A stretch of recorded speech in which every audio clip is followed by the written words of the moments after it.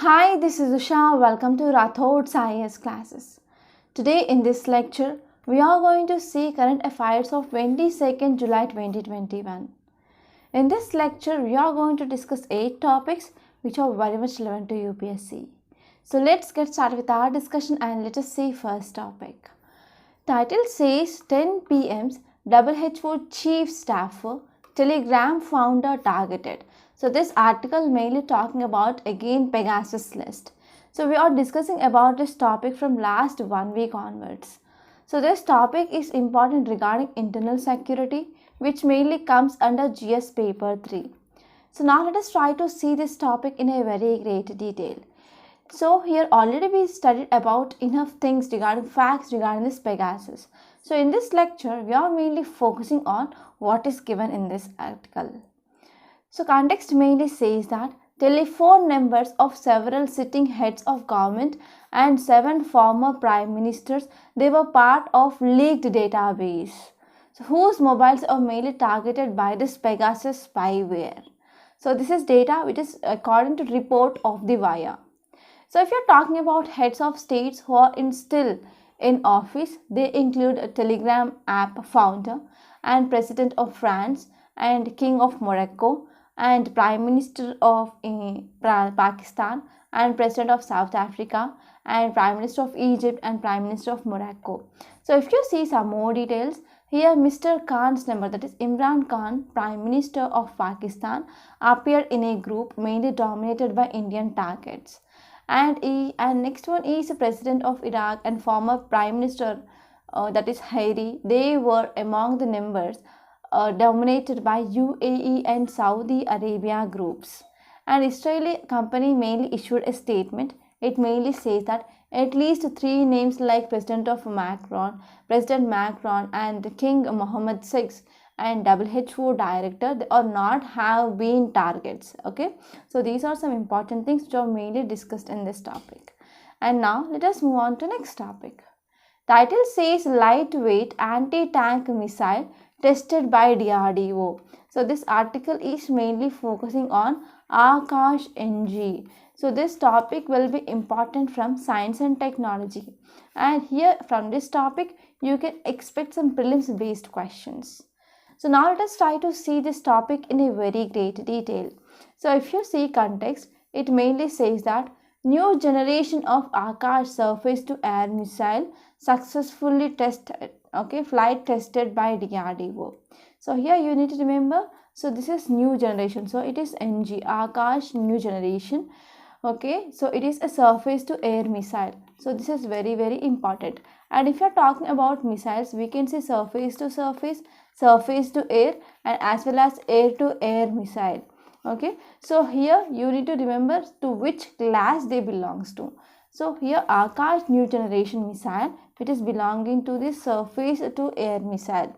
So that successfully flighted test this successfully flight test of this Akash NG missile. So it mainly done by DRDO, Defense Research and Defense Organization. So from an integrated test range of the Odisha coast here. So it mainly it is one of important because it mainly boosts our air defense capabilities also. So if you're talking about some important details, it mainly says that this Akash NG weapon system, so which mainly proved to be force multiplier for air defense capability of Indian Air Force. And if you're talking about strike target, so it has a distance of around 25 kilometers. And if you see some more facts regarding this Akash NG, so Akash, it is a medium range mobile surface to surface air, okay, surface to air missile defense system, okay, surface to air missile defense system, and it mainly developed by DRDO and produced by Bharat Dynamics Limited. And if you're talking about its capability, so it is having capability to neutralize aerial targets which are mainly present in air, and as well as they include some targets like we can say fighter jets, cruising missiles, and air to surface missiles, and as well as ballistic missiles. So these are some important targeting capabilities of this Akash NG. And if you're talking about Akash, we are having 3 variants.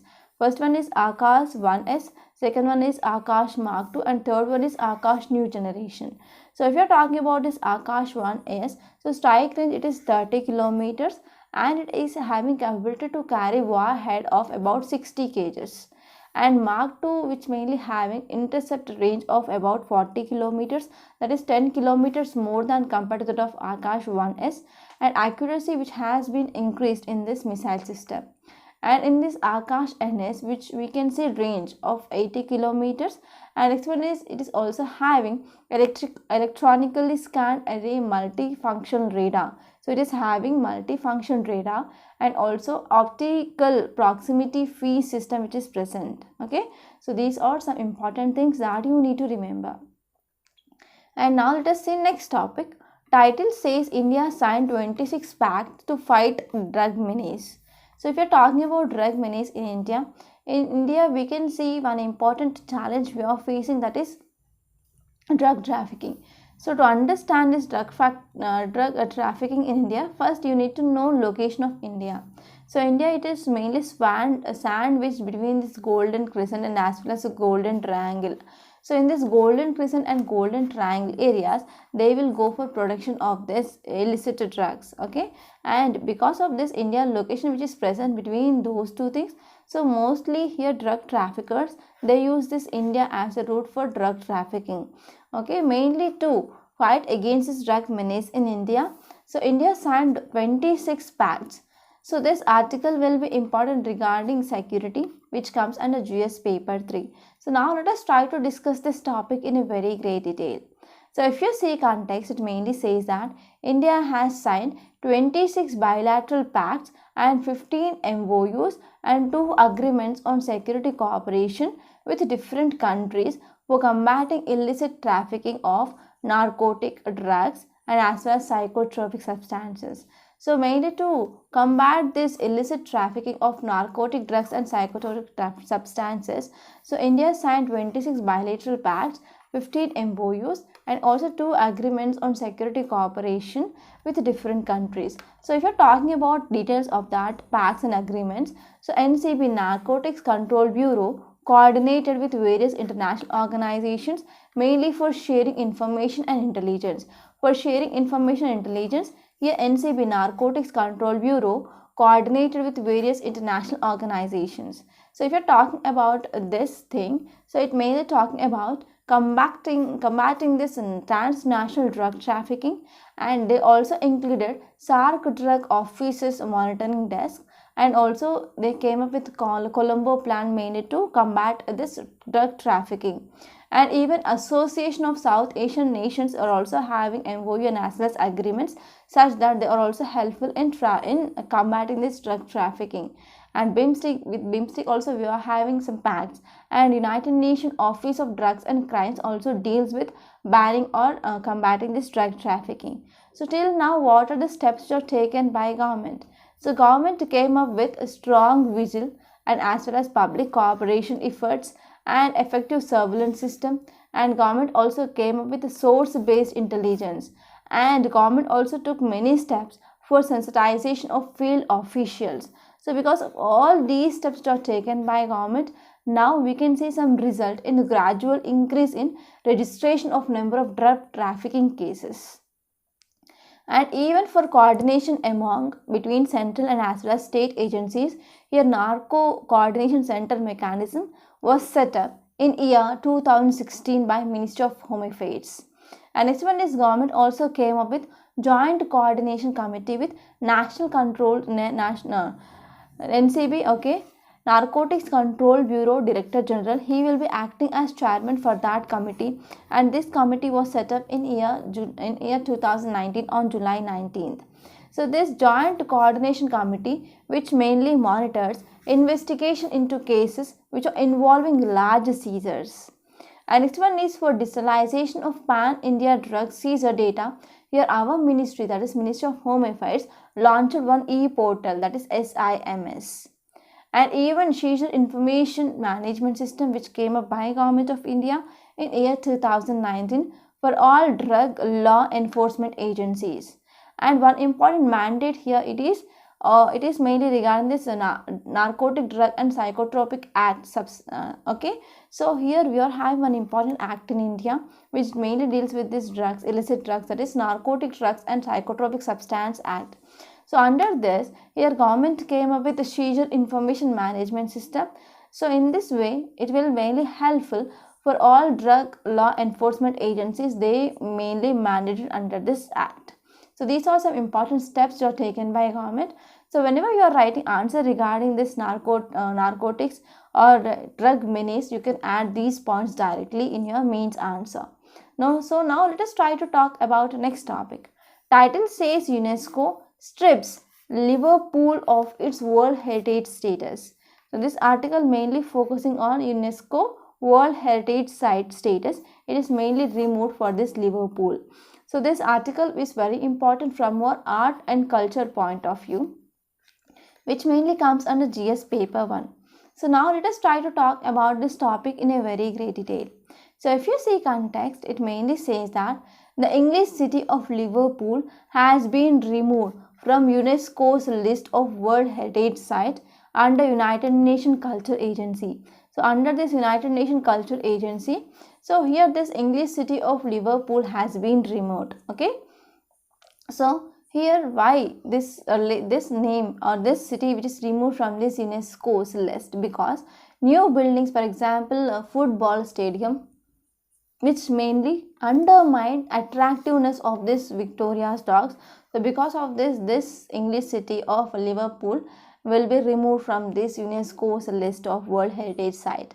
So if you're talking about some details regarding this Liverpool, so here from this area you can get mains question, prelims question. So Liverpool mainly named as a World Heritage Site in year 2004, okay, and with joint cultural landmarks like Great Wall of China and as well as Taj Mahal, okay.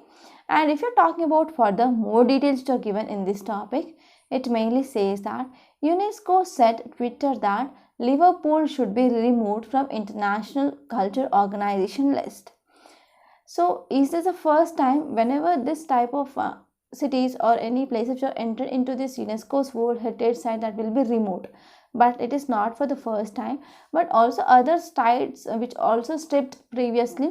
For example, we can talk about Wildlife Sanctuary in Oman, okay, which mainly removed in 2007, and the reason cited were poaching and as well as habitat loss. And next one is Dresden Elbe Valley in Germany, also removed from list in year 2009. So reason mainly cited was 4-lane motorway bridge was built over river. So because of this valley also removed from list. So these are some important prelims related facts regarding this topic. And now let us move on to next topic. Title says water as a whole. So we already discussed that in Mumbai there is intensive rainfall. So because of this intensive rainfall in Mumbai, that led to flood. So this article mainly focusing on what are the steps that can be taken, that is regarding disaster management. So this article will be important regarding GS paper 3. So now let us try to talk about this topic in a very great detail. So first we need to know why Mumbai, which is susceptible to high intense rainfall during the southwest monsoon. So first one here is we can see side, okay, we can see location of this Mumbai. So it is mainly located in west coast. So whenever southwest winds are moving and hitting this western Ghats, that will leads to heavy rainfall in western coast. Okay, so this is the first and the primary reason we can see highest rainfall. And next one is there is no proper infrastructure mainly to remove this excess water. Okay, so these are two important reasons that you can understand. And next one is because of highly development in that area, so we went for building of concrete structures. So because of this, that led to decrease in water logging capacity. And now let us see in detail regarding this topic. So overall what we are going to discuss now, that will be important from your disaster management point of view. So if you are talking about Mumbai floods, so because of revival of monsoon, so that led to overwhelmed in Mumbai. So because of high rainfall or high intensity of rainfall in monsoon, in this monsoon in Mumbai, that led to increase in flooding. Flooding, it is not a now a new event in Mumbai, but every year we will see this flooding in Mumbai. So because of this floods in Mumbai, that led to disruption of drinking water supply, and even though it is mainly paralyzing life of people and also exposing the perilous state of its infrastructure in Mumbai. So it is very much clear that monsoon, which is unpredictable and intermittent torrents, we can see. So because of this, here it is mainly having some adverse impact on cities especially.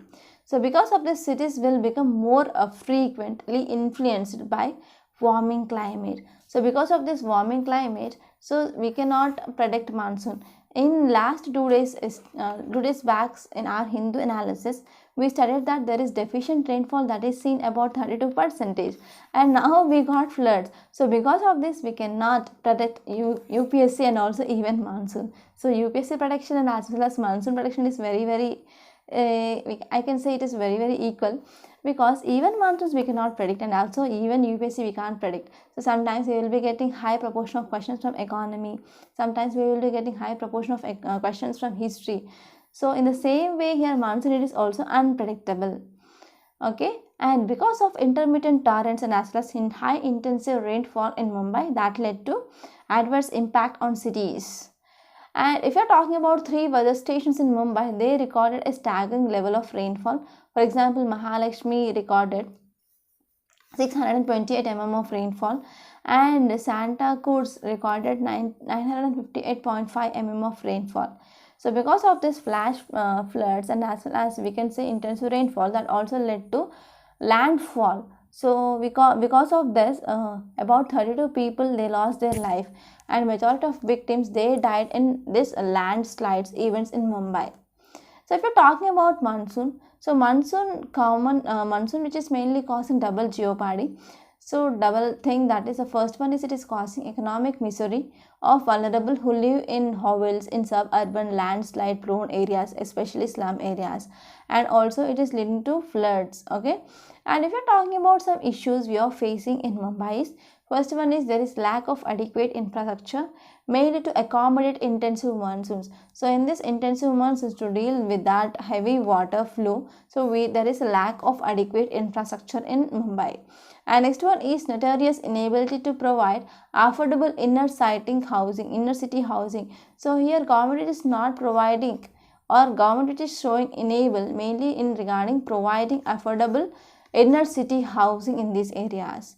So if you're talking about what are the initiatives which are taken by government in these recent years, so here if you're talking about government which mainly took many steps, like it came up with management plan which drawn up by National Disaster Management Authority mainly to deal with rainfalls in Mumbai. And also government came up with first dedicated storm water drainage manual.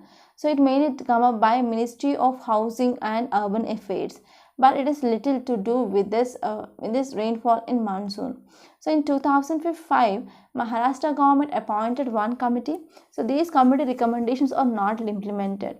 So if you are talking about some important recommendations of that committee, it mainly said that it mainly focused on Mumbai's inability to manage recurrent floods. And it mainly said that to liberalize cities, river and lakes from various impediments. So if there are any encroachment across this river which is located in city or any lakes here, so we need to first liberate those rivers and as well as lakes from encroachments, or we can say impediments. And we need to enable perennial flow of mighty river.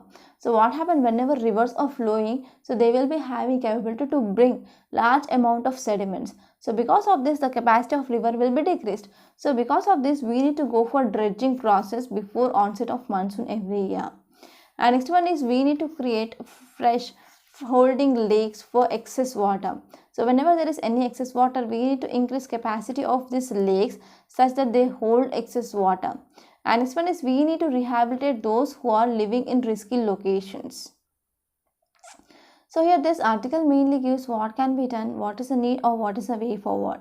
Here already good infrastructure which is absent, we need to go for establishment of good infrastructure. Okay, and we need to go for lakes and as well as rivers, they are to be less encroached. And next one important reason here is unplanned growth, which mainly leading to coagulation of drainages. So we need to go for reconsideration, or we can go for reconstruction of drainage in city. So these are the some steps that can be taken to handle this situation. So this is just of this topic.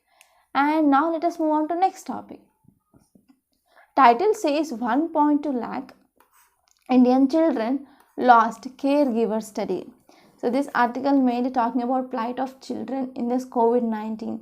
So this article will be important because yesterday's lecture we studied that what can be done for these children. Okay, so in yesterday's lecture we studied that we need to take care of children who are mainly suffering from this COVID-19. If you're talking about children, it is one of favorite area of UPSC because of this COVID-19. So number of children, they lost their parents and as well as caregivers. So whenever they are losing their parents, there are a number of NGOs and as well as many organizations, they are calling for mainly adopting these children, right? So because of the Supreme Court also gave some directions, it should not be done here, right? So if you're talking about present context, it mainly says that as many as 1.19 lakh children in India, they lost their primary caregivers. That means one or both parents or one or both custodial grandparents because of this COVID-19. So if you see details, not only in India but also globally, many children, they lost their parents. Globally 11.34 lakh between March 1st to 2020 and March 30, 2021. So there are about 11.34 lakh children, they lost their life globally, lost their parents globally. And if you see India ratio is 0.3 out of 1000, they lost their parents. In Mexico it is 3.5, and Brazil it is 2.1. In Brazil it is 2.4, and next one is South Africa, it is 5.1. Okay, so this is the data you need to remember. But if you see, if you're talking about absolute number, India mainly stands third. So you can ask me how, madam? Because as you know, India, it is the most populous, right? Second most populous. So because of this 0.3 out of 1000 means it will be, if you are talking about absolute number, it will be very much high compared to that of Brazil, Mexico, etc. And also this study developed estimates says that pandemic associated orphanhood and as well as caregiver deaths that are increasing day by day.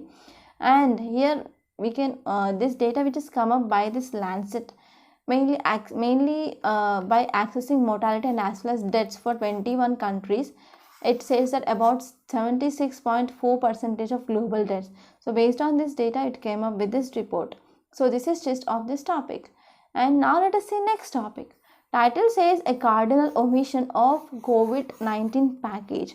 So recently government came up with this COVID-19 health package 2. So this article mainly talking about what are the drawbacks of that report, okay, of that package. So this article will be important regarding GS paper 2 under health. Okay, and this topic will be exclusively important from mains point of view. So now let us try to see this topic in a very great detail. So this article mainly focusing on this COVID-19 health package 2. So here this article mainly focused on some history. So if you go back to our history of health services in India, and if you are going back to 4 decades, that is in 1980s, the number of healthcare facilities across India are very much high.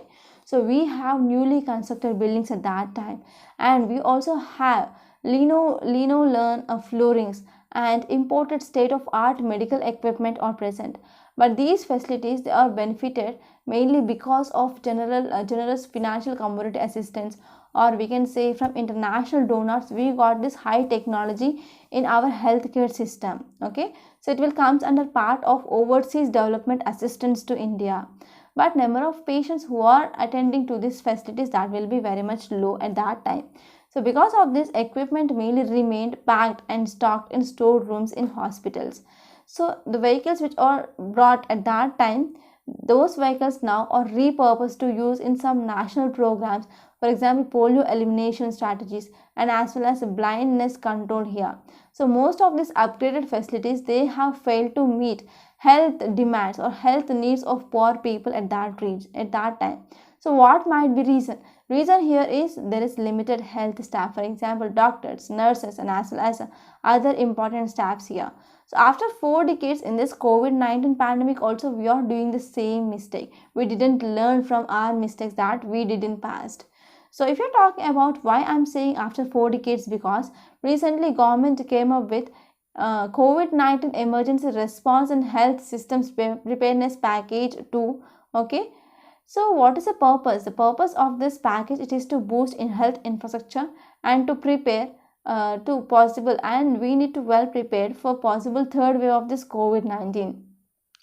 And in this plan they are mainly focusing on improving of healthcare infrastructure, for example regarding COVID-19 beds, and as well as improving oxygen supply, oxygen availability, and to create some buffer stock of essential medicines, and to purchase equipments, and as well as strengthening pediatric beds, and to come up with ICU beds, etc. But here this package which is not focusing on human resources. Whenever there is no human resource, that is no doctors, no nurses means, so what is the use of getting this oxygen availability and oxygen supply, buffer stock of essential medicine? Who will going to give this? Who will going to provide these services, right? So here this data mainly says that large amount of vaccines, there are vacancies are seen in different departments of healthcare sectors. Either you can say nurses, either you can say doctors, and other staffs like lab technicians, etc. here. Okay, so here this data mainly says that there is about 30 to 80% of vacancies regarding medical officers, radiographers, pharmacists, specialist doctors to nurses ratio, and as well as lab technicians. So here what is the need? Need here is, rather than going for development of our infrastructure, we can go for recruiting. Actually earlier at the start of this COVID-19, government announced that it is going to recruit about 300 epidemiologists. Okay, but till now status of this recruiting of this epidemiologist, it is not known here. So urgent need is whatever the vacancies are present in our healthcare sector, we can fill them here. Okay, so we can come up with another plan and similar financial package like this healthcare package, such that we can fill existing vacancies of health staff. Okay, so this is just of this topic. So this article, it is mainly focusing on we need to focus, or we need to also invest on human resources rather than just infrastructure. So this is just. And now let us see next article. Before seeing next article, I want to make a small announcement on this platform. If you want to clear UPSC 2022, we came up with one excellent, highly beneficial, and as well as highly economical course, that is Current Affairs Package along with mains answer writing practice. So how this course will be useful? So one thing you need to remember here is, before entering into examination hall, you need to know at least 1.5 years current affairs for sure. And this is right time to join this course to cover this 1.5 years current affairs in a comprehensive manner. And the next one is why you need to focus on this current affairs. Because in prelims, in mains, and even interview, you can get questions from this current affairs. So you should not ignore this current affairs for sure. And next one is mains answer writing practice. Many students who are especially freshers or beginners, they ignore this. They ignore because they don't know how to write answers. This is one reason. And second one is they might be thinking like, after completing NCRTs we are going to start that, or after completing basic standard books we are going to start that. But this approach will not work for UPSC. And even though if you are doing much hard work and if you clear prelims, you cannot clear your mains for sure without this mains answer writing skills. In this course, we are mainly focusing on how to improve your answer writing skills. And next one is, if you join this course, we also conduct prelims test on every Sunday, and we also provide you video explanation part. So in this way, this course which is designed as per demand of UPSC. So finally, I want to say one thing. Please don't take this course as a choice. Try to join this course as soon as possible and achieve your dream of clearing UPSC. And now let us see next topic. So details of this course are given in description box, so please see that once. And if you want to talk to me directly, you can call to this number 8074765513. Now let's come back and let us see next topic. Title says India must directly engage with Taliban 2.0. So this article mainly focusing on this Taliban 2.0. So here actually recently recently here Afghanistan government it is arranging talks, that is Doha talks with Taliban. So because of this, here this article mainly says that India need to engage in this Taliban 2.0 talks. So this article will be important regarding international relations, which mainly comes under GS paper 2. And now let us try to talk about this topic in a very great detail. So if you see context, it mainly says that US mainly withdrawal, okay, US it is withdrawing from Afghanistan, all you know, right? So you all know, right, like US want to withdraw its troops from Afghanistan, and in major areas it also done its troops, it withdrawal of its troops, and deadline for complete withdrawal of troops of USA in Afghanistan, it is by September 11, 2021. It mainly marks 20th anniversary of this Twin Tower attacks. But because of this withdrawal of US, one important problem we are seeing in Afghanistan is there is increase in violence that is mainly done by this Afghanistan. And Afghanistan mainly captured 85% of total country's area.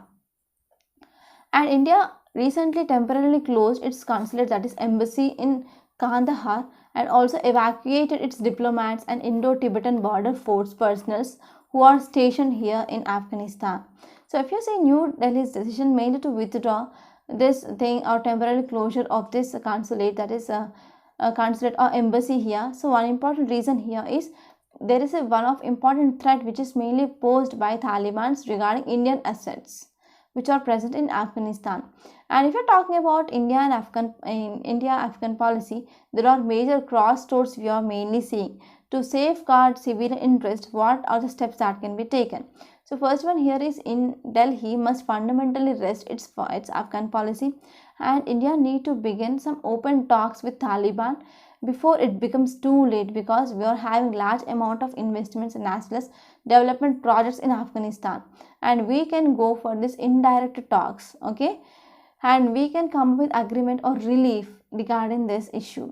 So why we need to go for indirect talks but not direct talks? So if you are going for direct talks, what happens? So we are mainly supporting democracy, right? So Afghan president, he is one of important trust power or trust partner of India.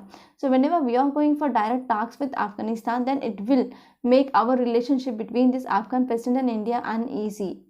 And because of this, whenever we are going for direct talks with Taliban, Afghanistan may also look towards China and as well as Shanghai Cooperation Organization rather than India. So this is one important thing. And next one is decision makers are also faced a dilemma regarding who to talk, with whom to talk. So here we are having option, that is Doha based Taliban negotiators or leaders, that is in this Taliban 0.2 India can participate. And next one is Taliban also changed their avatar. So they came up with earlier avatar, like there is lack of evidence about whether outfit it is mainly changing a lot or not. And next one is there is little clarity. Here Taliban's real interventions, they are not known, okay, exactly. So after when they are coming into power in Kabul, so how they will interact, so what are their interventions, we don't know that. And next one is totally it is unreasonable to consider the possibility of Pakistan acting out against India in Kashmir. So here it is also having some deeper links also developing with Taliban's. So this is also one important reason. And if you're talking about further more reasons, so first one here is it is going to be the part of political scheme of Afghanistan. So if you're talking about Afghanistan, Afghanistan is a good friend to India, and you're also having India-Afghan policy. So whenever this Taliban it is going to become part of government, so why can't we go with some indirect talks with Pakistan? So this is first important thing. And next one is large number of players in international community, they are going to recognize or negotiate or to do business with Taliban. So India can also move forward regarding this. And next one is Taliban even though it is widely considered to be propped up by Pakistan. So there is a mistake like that we can think, we are thinking like Taliban will continue be the Pakistan's servile followers upon gaining power. So they may also change their stance. So also Pakistan it is very much concerned regarding this Durand line which is present between which is present between Afghanistan and Pakistan. So you have to remember this Durand line.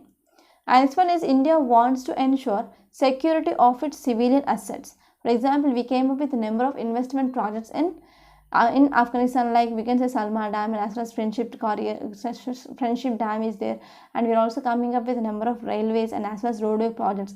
Even Parliament, it is also built by India. So because of this, we are having some. We need to ensure security of the civilian assets in Afghanistan. And next one is we need to maintain peace and security in this area. Okay, so these are some important reasons why India need to participate in this Taliban 2.0. So this is about this topic. And finally, author mainly says that India's engagement with the Taliban, it may or may not achieve much, but if India it is not engaging in this Taliban talks, definitely it will hurt India's interest. So this is gist of this topic, and I hope it is clear. So there is one article regarding OECD. So we are going to come up with a separate lecture regarding this OECD. Okay. So it will be from 10 minutes to 15 minutes. We are going to post by tomorrow or day after tomorrow. So by this we are concluding today. I hope you enjoyed this lecture. Please subscribe to my channel and don't forget to like, share and comment my videos. And don't forget to enroll to this current affairs package. Thank you so much.